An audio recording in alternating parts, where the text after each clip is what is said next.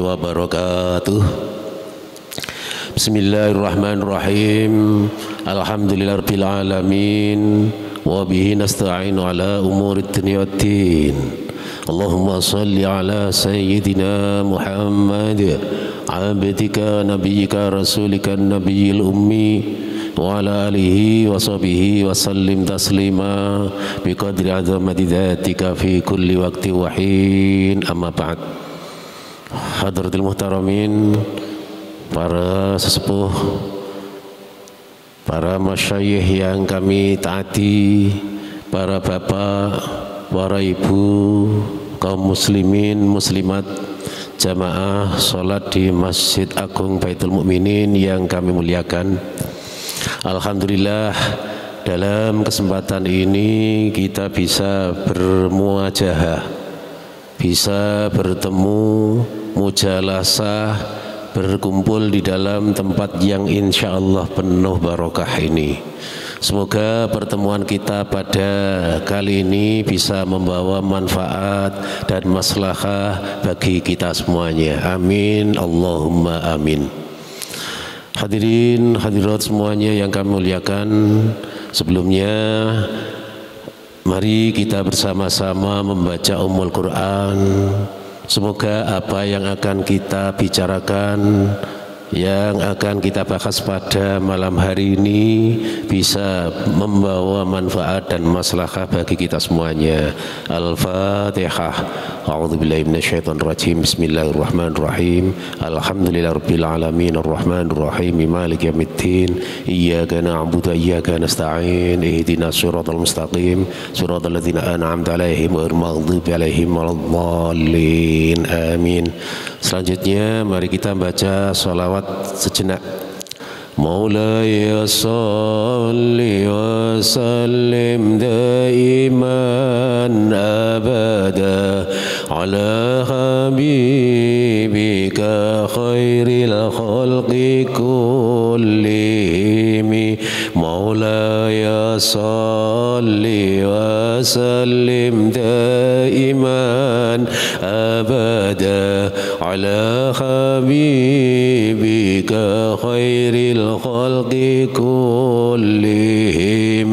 Maulaya salli wa sallim daiman abada ala habibika khairil khalqi kullihim.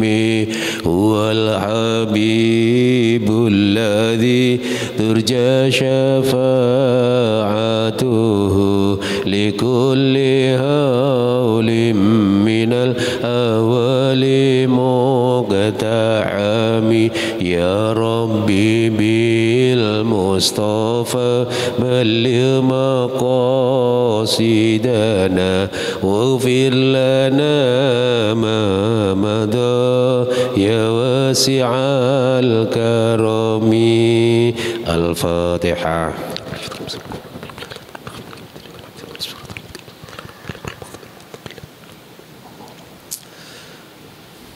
Hadirin hadirat semuanya yang kami muliakan, pada kali ini saya dimintai oleh Ketua Takmir Masjid Bapak Kiai Haji Herli itu untuk mengisi pada hari Jumat. Untuk kitab yang kami pakai adalah kitab Nasoihul Ibad.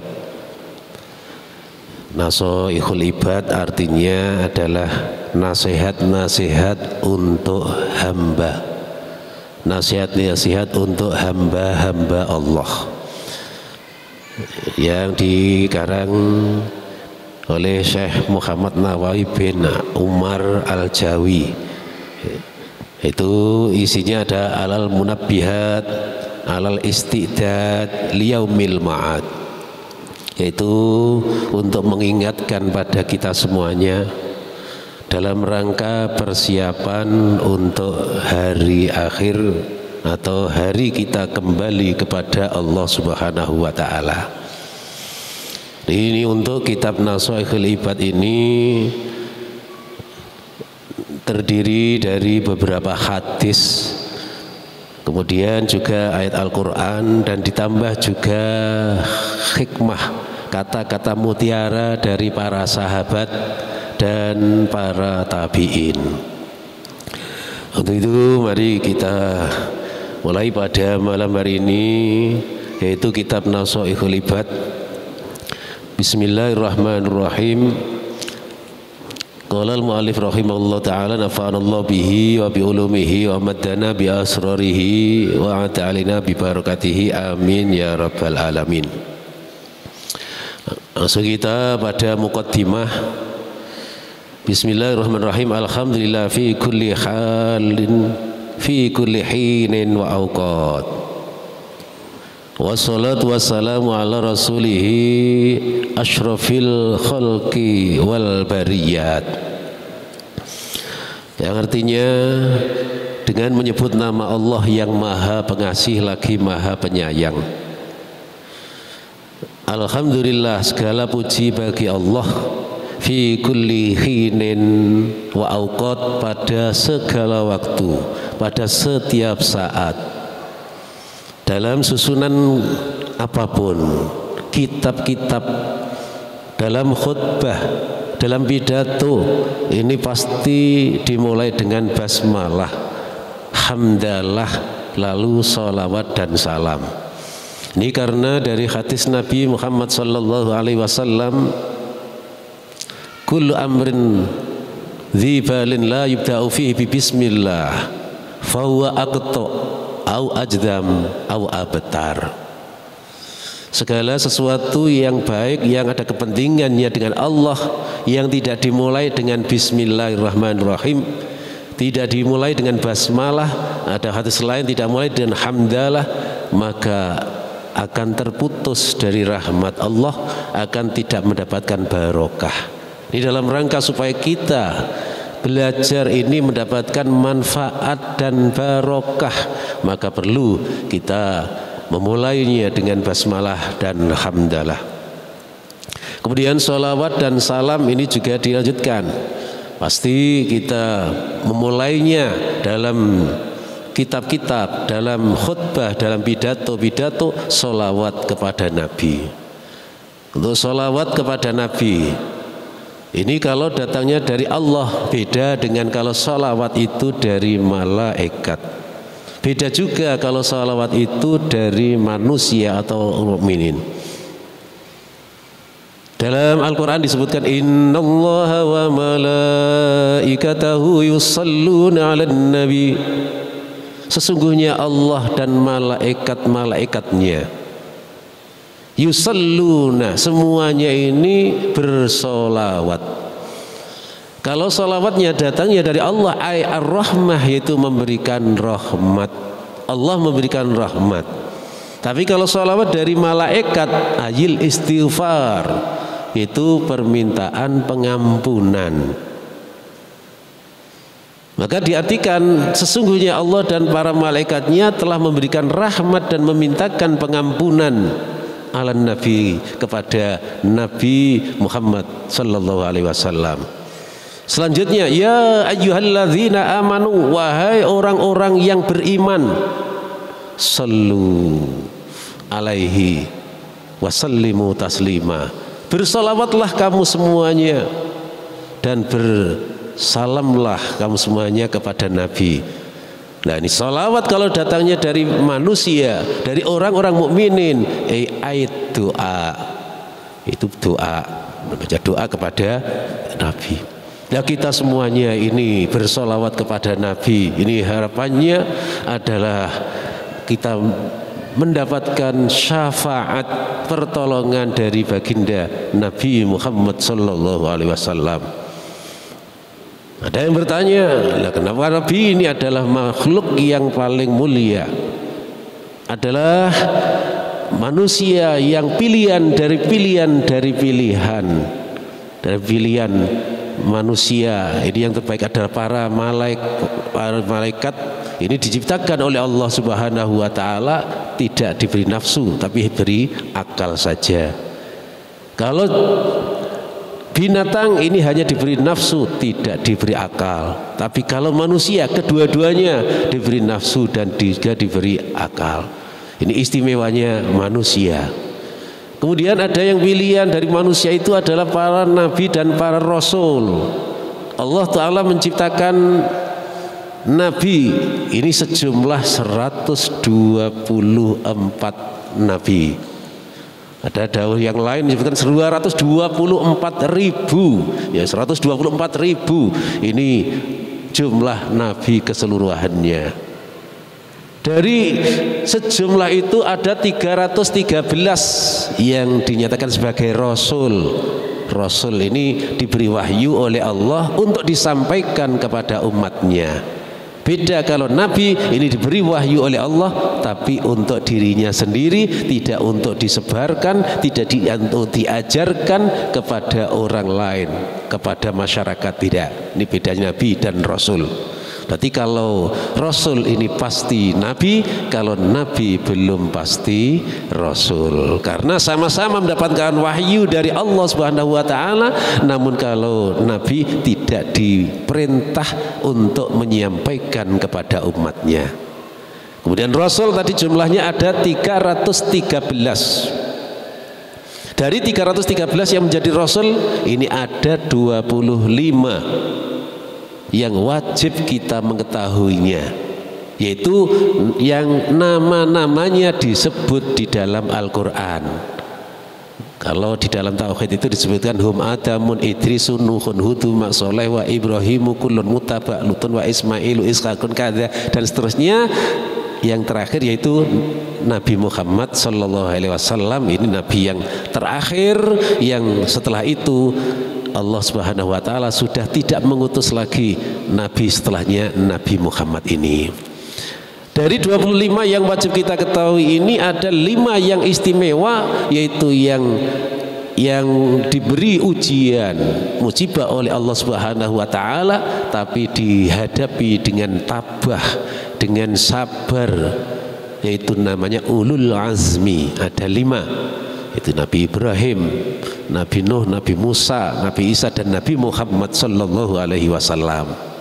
Dari 5 yang ulul azmi ini ada 1 yang istimewa, yaitu khairul anbiya wal mursalin, sebaik-baik para nabi dan para rasul. Imamul anbiya wal mursalin, yaitu sebagai pemimpin para nabi dan para rasul, yaitu Nabi besar Muhammad Sallallahu Alaihi Wasallam. Makanya kita ini membaca sholawat kepada Nabi ini merupakan anjuran dari Al-Quran, ayat Al-Quran yang kami sebutkan tadi. Di mana ini dengan bacaan sholawat ini manfaatnya ini tidak lain terutama adalah kepada kita yang mau membacanya. Nabi Muhammad ini manusia yang sempurna, makhluk yang sempurna, tanpa kita doakan ini sudah bagus, sudah terbaik. Tapi kita ini membaca sholawat ini dengan harapan kita ini mendapatkan berkahnya. Kalau ada yang mengumpamakan orang yang nimbo di dalam tempat, di dalam kolam, ini orang yang nimbo. Yang nimbo ini bagaikan orang yang membaca sholawat sampai penuh, sampai tumpah. Lah penuhnya ini meluber kepada kita yang memberi, yang mengisi, yang nimbo tadi. Nah untuk itu dalam setiap susunan dalam setiap khutbah ini pasti dimulai dengan setelah basmalah, kemudian hamdalah, dan kemudian sholawat dan salam kepada Nabi bersama keluarga dan para sahabat-sahabatnya. Kaum muslimin muslimat semuanya yang kami muliakan, lah ini kitab yang kita baca adalah kitab Nashaikhul Ibad, itu nasihat-nasihat untuk kita semuanya. Kami ini membacanya ini juga termasuk kita mengkaji untuk introspeksi. Belum tentu yang baca ini lebih baik daripada yang mendengarkan. Bagaikan kalau kita ini adalah orang yang mengetahui hal yang baik, kemudian kami tunjukkan kepada orang lain. Ketika yang memanfaatkan dari kebaikan itu kemudian melakukannya, itulah yang akan mendapatkan kebaikan. Adapun yang menunjukkan ini mendapatkan bagian kiriman, mendapatkan bagian. Tapi terutama adalah orang yang melakukannya. Syukur-syukur yang menunjukkan ini juga melakukan. Seharusnya begitu, apalagi kewajiban-kewajiban ini kita harus memberi contoh ibda binafsik, yaitu mendahului dirinya untuk melakukan kebaikan-kebaikan itu. Para kaum hadirin hadirat semuanya yang kemuliakan, dalam kitab Nashkhul Ubaid ini ada sekitar 214 makalah. Dari 214 ini ada 45 hadis atau khobar, itu hadis dari baginda Nabi Muhammad SAW. Selebihnya ini adalah itu dawuh-dawuh atau perkataan para sahabat, asarus sahabah dan para tabi'in. Selanjutnya untuk kesempatan yang pertama ini ada sebuah hadis yang diriwayatkan yaitu oleh Al-Hikmah Asy-Syaikh Muhammad Khattab Asy-Syaubani Al-Madani Al-Hambali, yaitu sahabat Utsman bin Abbas bin Utsman. Nah, ini diterima dari baginda Rasulullah sallallahu alaihi wasallam. Itu sanad awal. Ada Rasulullah menyampaikan firman-Nya Allah Subhanahu wa taala. Bahwa firman-Nya Allah Subhanahu wa taala ini yang disebutkan di dalam Al-Qur'an. Ini Al-Qur'an yang ditulis di dalam Al-Quran. Kemudian ada lagi firman Allah yang tidak disebutkan di dalam Al-Quran. Ini disebut hadis qudsi. Berbunyi, ya ibadi inni haramtu adzulma ala nafsi wa ja'altuhu bainakum muharraman fala tadzalamu. Wahai hamba-hambaku, ini kata Allah Subhanahu wa taala, wahai para manusia, wahai para malaikat, para manusia, sungguh saya telah mengharamkan kepada kamu semuanya untuk berbuat dolim, berbuat penganiayaan kepada orang lain. Oleh karenanya jangan kamu semuanya saling menganiaya. Nah, ini kita tidak boleh menganiaya dolim. Dolim itu dalam artinya adalah wad'u syai' fi ghairi mahallihi, meletakkan sesuatu bukan pada tempatnya. Mestinya seseorang ini melakukan kebaikan, berbuat baik kepada orang lain, harusnya berbuat kepada orang lain sebagaimana kita ingin diperbuat baik oleh orang lain kepada kita semuanya. Namun kita tidak demikian, yaitu malah berbuat dolim, menganiaya, baik itu termasuk juga menyakiti hati kepada orang lain. Nah, itu kita berusaha untuk menghindari dari perbuatan dolim kepada orang lain, sehingga kita ini tidak didolimi oleh orang lain. Harapannya seperti itu. Selanjutnya, ya ibadi kullukum dallun illa man hadaituhu fastahduni ahdikum. Wahai hamba-hambaku, sungguh kamu semuanya ini adalah tersesat, kecuali orang-orang yang saya beri hidayah, kecuali orang-orang yang saya tunjukkan. Artinya kita ini kalau tidak mendapatkan hidayah dari Allah Subhanahu wa taala, ini kita akan melakukan yang tidak sesuai dengan yang dikehendaki oleh Allah Subhanahu wa taala. Untuk itu fastahduni, maka mintalah hidayah kepada saya. Ini tentang hidayah dalam suratul Fatihah. Ini kita selalu membaca ihdinas siratal mustaqim. Ya Allah, tunjukkanlah kami siratal mustaqim, ke jalan yang lurus, ke jalan yang benar, yaitu jalan agama yang dibawa oleh Nabi Muhammad SAW, yaitu Islam. Ghairil maghdubi alaihim waladdallin. Jalan yang lurus itu gimana? Yaitu jalan atau agama yang tidak dimurkai oleh Allah. Ghairil maghdubi, tidak dimurkai oleh Allah, waladdallin, dan yang tidak dianggap sesat dan bukan jalannya orang-orang yang tersesat. Al-maghdubi alaihim, yaitu agama yang dimurkai oleh Allah Subhanahu wa taala. Yaitu ada orang yang menyembah kepada berhala, menyembah kepada manusia, menyembah kepada selain Allah.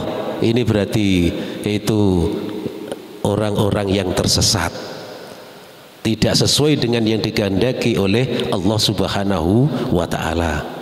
Al-maghdubi alaihim, yang dimurkai oleh Allah Subhanahu wa taala, yaitu orang-orang Yahudi. Orang-orang Yahudi ini banyak sekali nabi-nabi pada zaman itu, pada zaman Bani Israel ini yang dibunuh. Nabi yang tidak sesuai dengan apa yang menjadi kebiasaan mereka di sekitar itu, kemudian dilawan, bahkan sampai banyak sekali nabi-nabi yang dibunuh. Ini agama Yahudi, yaitu yang dimurkai oleh Allah Subhanahu wa taala. Waladhdallin, agama yang tersesat, yaitu dolin, yaitu tersesat, yaitu tidak menyembah kepada yang maha pencipta, yaitu Allah Subhanahu wa taala, tapi menyembah kepada selain Allah, menyembah kepada matahari, menyembah kepada manusia, menyembah kepada barang-barang yang lain. Ini ad-dolin, tersesat. Memang kita semuanya ini adalah manusia, makhluk yang mulia di sisi Allah. Tapi kalau tidak mendapatkan hidayah dari Allah Subhanahu wa taala, akan tersesat. Kalau tersesat, akibatnya yaitu nanti akan sengsara. Untuk itu kita selalu minta kepada Allah Subhanahu wa taala. Yang menunjukkan, yang memberikan hidayah adalah Allah Subhanahu wa taala. Sebagaimana baginda Rasulullah ini pernah juga dirawat oleh pamandanya. Pamandanya yaitu Abu Thalib. Pada zaman transisi, Abu Thalib ini adalah salah satu tokoh orang kafir Quraisy. Tokoh orang kafir Quraisy yang agamanya atau yang kebiasaannya beribadah ini tidak sama dengan yang dilakukan oleh baginda Nabi, yaitu agama Islam. Itu tidak mau menyembah kepada Allah Subhanahu wa taala. Nah, Abu Thalib ini berjasa sangat besar sekali. Mulai kecil Kanjeng Nabi ini dalam keadaan yatim, mulai lahir sudah yatim.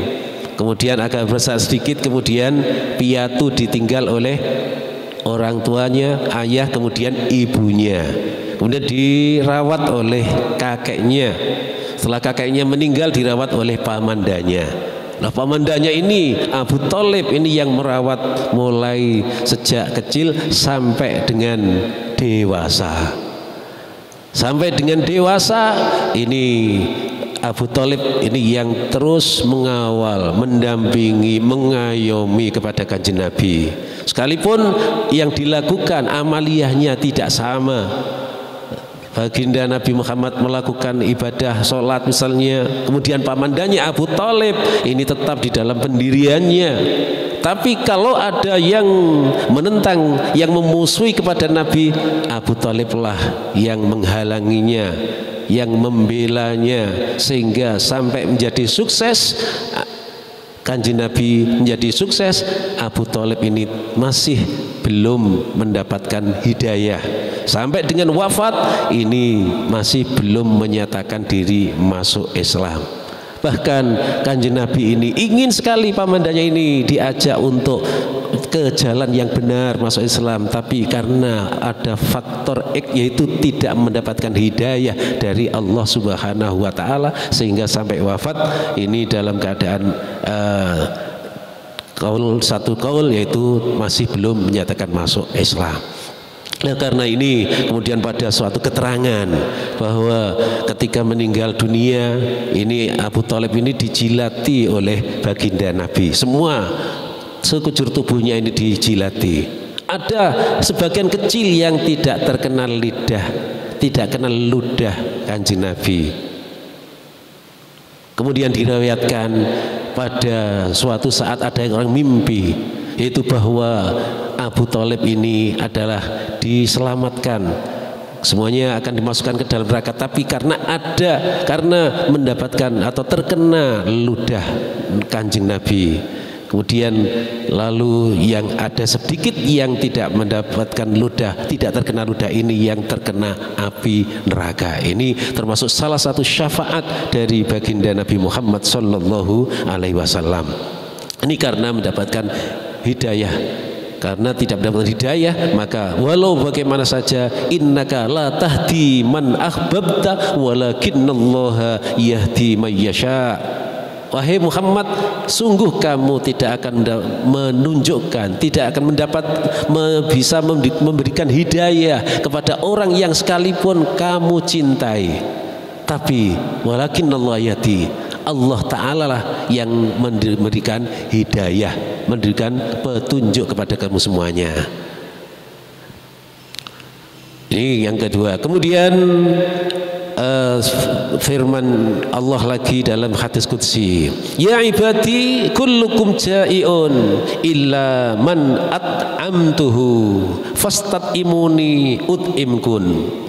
Wahai hambaku, kamu semuanya ini dalam keadaan lapar, kecuali mereka-mereka yang kami telah memberikan makanan. Oleh karena itu mintalah kepada saya. Ut'imkum, maka kami akan memberi kepada kamu semuanya.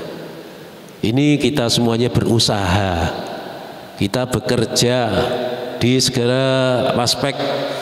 Kerja ini adalah merupakan ikhtiar, merupakan usaha dari kita semuanya. Kita ini wajib berusaha. Bagi orang yang petani, ya bertani, bagi orang beternak, bagi karyawan bekerja dan lain sebagainya. Ini dalam rangka untuk ikhtiar, usaha untuk mencari rizki dari Allah Subhanahu wa Ta'ala. Di samping itu, selain ikhtiar, kita harus berdoa minta kepada Allah. Dengan ikhtiar dan berdoa kepada Allah, kemudian Allah lah yang akhirnya memberi rizki kepada kita semuanya. Ini wa inna ut'imkum. Selanjutnya, ya ibadi kullukum arin illa man kasaituhu fastaksuni aksukum. Wahai hambaku, kamu semuanya ini adalah telanjang, aslinya telanjang, kecuali orang-orang yang telah kami beri pakaian. Untuk itu mintalah pada saya pakaian, maka saya akan memberikan pakaian kepada kamu semuanya. Sama dengan tadi, kita adalah usaha, dengan usaha dan doa, kemudian kita ikhtiar dan tawakal kepada Allah. Lalu itu insya Allah Allah akan memberikan rizki dari jalan yang dikehendaki oleh Allah Subhanahu wa Ta'ala.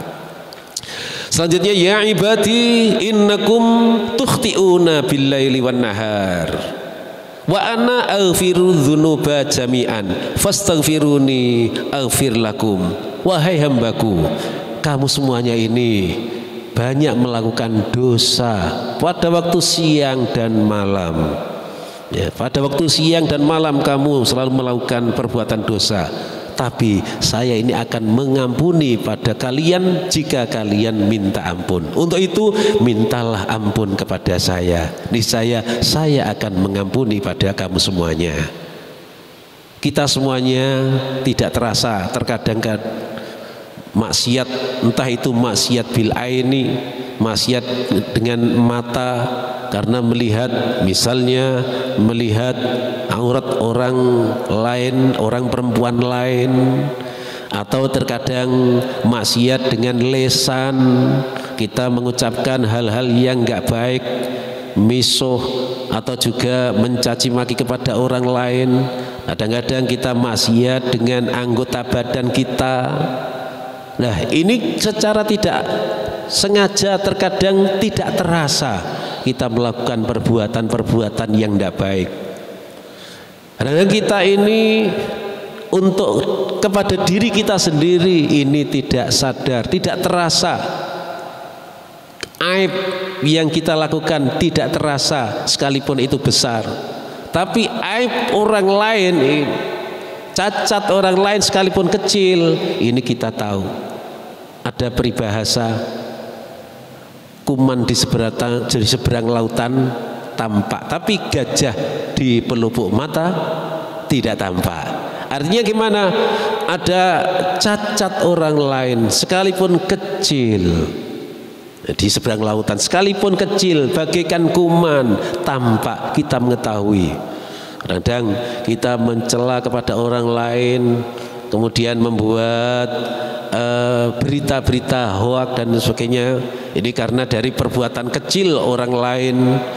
Nah, ini kita terbiasa, banyak yang terbiasa seperti itu. Kemudian sementara gajah di pelupuk mata tidak tampak. Kesalahan yang besar sekalipun pada diri kita, ini terkadang kita tidak terasa. Ini termasuk perbuatan dosa. Perbuatan dosa yang entah itu sengaja atau tidak sengaja. Ini kita ada kesempatan untuk minta ampun kepada Allah. Allah ini memberi kesempatan kepada kita yang seluas-luasnya, yaitu mau mengampuni kepada kita semuanya. Ud'uni astajib lakum, istaghfiru rabbakum innahu kana ghaffaro. Mintalah ampun kepada Tuhan kalian. Innahu kana ghaffaro, sesungguhnya Allah adalah zat yang maha pengampun. Jadi kita minta ampun dengan jalan istighfar, kemudian dengan jalan melakukan amalan-amalan seperti ibadah sholat ini. Wudhu termasuk juga salah satu menghilangkan dosa. Dengan tetesan air wudhu ini menghilangkan dosa-dosa, cuma dosa-dosa kecil. Ya, seperti dosa-dosa menggunjing, menfitnah dan lain sebagainya. Ini perbuatan-perbuatan itu.